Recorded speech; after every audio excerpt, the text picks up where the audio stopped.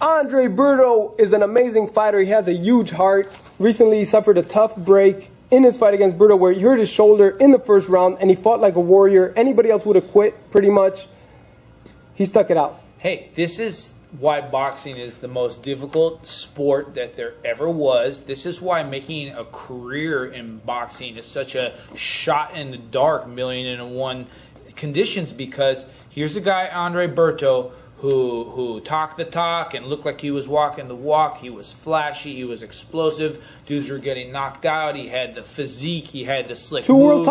world titles. Working his way up the rankings into becoming like a legitimate player in this sport that was making lots of money.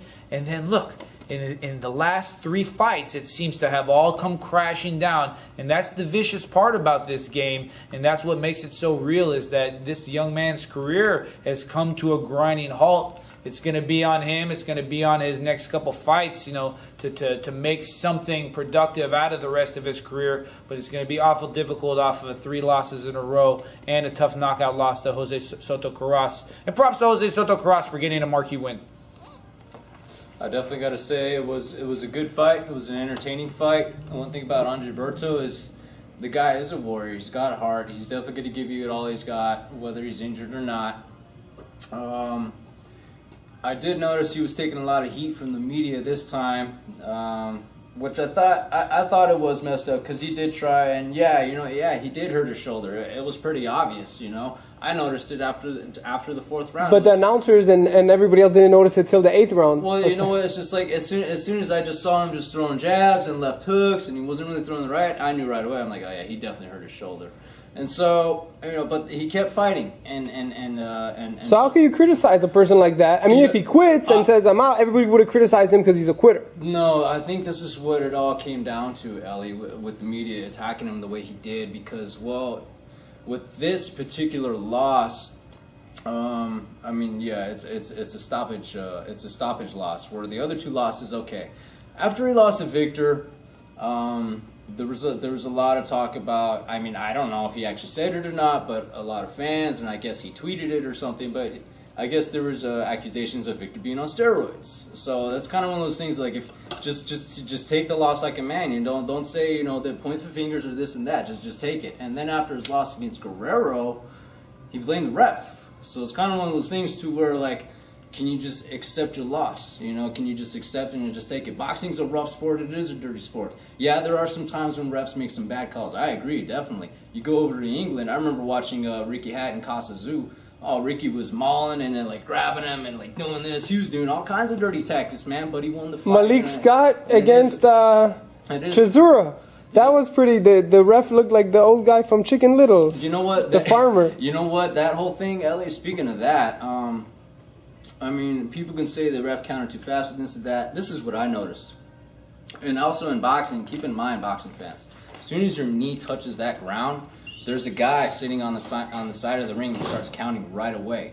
And the ref doesn't know what the count is. He's going to look over to that guy. The guy's going to give him what the count is, and the ref will take over the count from there. Let me ask but in the middle of the section, it's kind of hard to say. It's like, if you're getting up at the count of the 9, you should have that extra split second before 10, because when it's 10, it's over.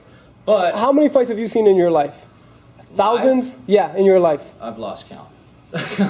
Every week you watch at least 3-4 fights, right? Whenever you have a chance, you watch. I see sparring. I see amateurs. Let me ask both of you guys. Live fights, yeah. Have you ever seen a ref count 5, 6, 7, 8, 9, 10 without asking a guy who's standing up already, do you want to continue? How are you feeling? Are you okay? Let me shake your hand. Can you walk forwards? They don't. If that was the case, they would have stopped every fight after.